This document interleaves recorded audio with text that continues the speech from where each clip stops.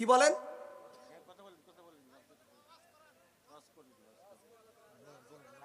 ওয়াজে কি হয়েছে বলেন?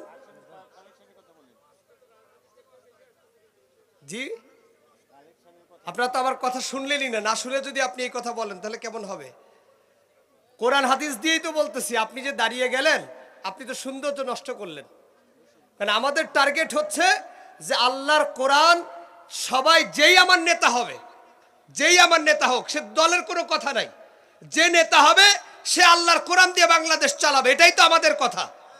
তো এই কথাটা যদি আপনার কষ্ট লাগে তাহলে আমাদেরকে দাওয়াত করার কোনো মানে হয় না। আপনাদেরকে স্পষ্ট বলে দিতে চাই, পৃথিবী কোনো গণতন্ত্র, কোনো মানবতন্ত্র, কোনো সমাজতন্ত্র, পৃথিবীর কোনো তন্ত্রমন্ত্র এই পৃথিবীতে শান্তির প্রতিষ্ঠা করতে পারবে না।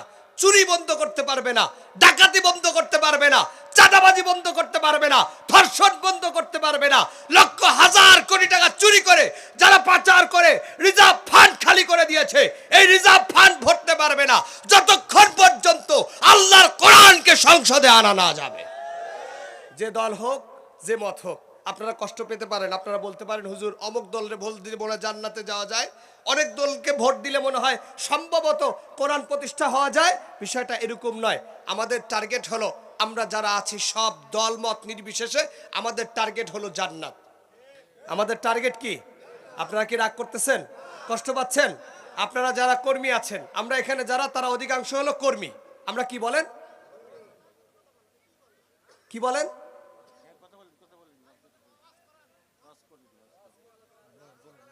ওয়াজে কি হয়েছে বলেন? জি, আপনারা তো আমার কথা শুনলেনই না। না শুনে যদি আপনি এই কথা বলেন তাহলে কেমন হবে? কোরআন হাদিস দিয়েই তো বলতেছি। আপনি যে দাঁড়িয়ে গেলেন, আপনি তো সৌন্দর্য নষ্ট করলেন। কারণ আমাদের টার্গেট হচ্ছে যে আল্লাহর কোরআন, সবাই যেই আমার নেতা হবে, যেই আমার নেতা হোক, সে দলের কোনো কথা নাই, যে নেতা হবে সে আল্লাহর কোরআন দিয়ে বাংলাদেশ চালাবে, এটাই তো আমাদের কথা। তো এই কথাটা যদি আপনার কষ্ট লাগে তাহলে আমাদেরকে দাওয়াত করার কোনো মানে হয় না। আমাদেরকে বলার দরকার না। আমরা তো কোনো দলের কথা বলতে আসি না। আমি তো আগেই বলেছি, কোনো দলকে ভোট দিলে জান্নাতে যায় এমন কথা কোরআন হাদিসে নাই। কিন্তু যে আমার নেতা হবে, সে নেতৃত্বের দায়িত্ব পেলে সে বাংলাদেশকে কোরআন দিয়ে চালাবে, এই কথা কোরআন হাদিসে আছে। কথা ঠিক কিনা বলেন? তাহলে সেই জায়গাটাতে আপনি যদি ভুল বোঝেন, আমাকে ভুল বোঝার আগে আপনার উচিত হলো আমার কথাটা শোনা। আপনি না শুনেই তো রাগ হয়ে গেলেন। যাই হোক, আপনাকে আমি সম্মান করছি, আপনি হয়তো বুঝতে পারেন নাই। আমার কথা স্পষ্ট। যারা আপনারা কর্মী আছেন, আপনারা আপনাদের নেতাকে বলে দিবেন, নেতা, আগামীর বাংলাদেশে আল্লাহ তাআলা যদি এই উল্লাপাড়ার দায়িত্ব আপনাকে দেয়, তাহলে আপনার কাছে অনুরোধ হলো, আপনি আগামীর বাংলাদেশের দায়িত্ব পেলে আপনি বাংলাদেশের সংসদে গিয়ে আল্লাহর কোরআন কিভাবে প্রতিষ্ঠিত হয় সেই কাজ আপনাকে করতে হবে। আমি কর্মীর পক্ষ থেকে আপনার নেতার প্রতি একটা আহ্বান থাকলো। ব্যাস, কথা তো শেষ। এরপরে আর কোনো কথা থাকতে পারে না। আমি তো বলিনি কোনো নির্দিষ্ট দলের কথা, এবং আমি কখনোই বলবো না। কারণ প্রত্যেকটা দল, আপনি মাইন্ড করেন আর কষ্ট পান, বিএনপি তারাও মুসলমান, জামাত তারাও মুসলমান, আমরা সকলে মিলেমিশেই আল্লাহর জান্নাতে যাব। যদি কেউ মনে করে যে জামাত করে বিএনপিকে নিয়ে জান্নাতে যাবে না, বিএনপি যে জান্নাতে যাবে না এটা কোরআন হাদিসের কোথাও আছে? আবার জান্নাতে জামাত ইসলাম যাবে, এটা কোরআন হাদিসের কোথাও আছে? বরং আমরা মিলেমিশেই জান্নাতে যাব, আমাদের চা তো এটা। তাহলে সেই জায়গাটাতে যদি আপনি ভুল বুঝেন, আমার কিছু করার নাই। আল্লাহ আমাদেরকে মাফ করে দেখ, বলেন আমিন।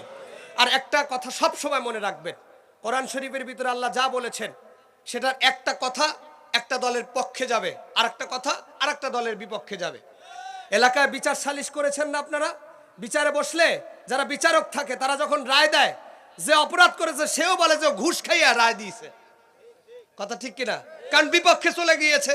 তো কোরআন তো এমন একটা ম্যাজিক, যেই কোরআন আল্লাহ ইসলাম এবং মানুষের মানবতার জন্য দিয়েছে। এই যে যেই আয়াত তেলাওয়াত করেছি সূরা আল আহজাবের 21 নম্বর আয়াত, আল্লাহ বলেছেন তোমাদের জন্য উত্তম আদর্শ হলো পয়গম্বর মুহাম্মদুর রাসূলুল্লাহ সাল্লাল্লাহু আলাইহি ওয়াসাল্লাম। এখন আমি যখন বলবো কোন বাবার আদর্শ, কোন মায়ের আদর্শ, কোন স্বামীর আদর্শ, কোন স্ত্রীর আদর্শ, পৃথিবীর কোন আদর্শে আপনাকে মুক্তি দিতে পারবে না একমাত্র পয়গম্বরের আদর্শ ছাড়া। ব্যাস, তখনই তো আপনার কষ্ট লাগতে পারে, খারাপ লাগতে পারে। এর জন্যই আমাদেরকে বুঝতে হবে আমাদের সকলের টার্গেট হলো জান্নাত।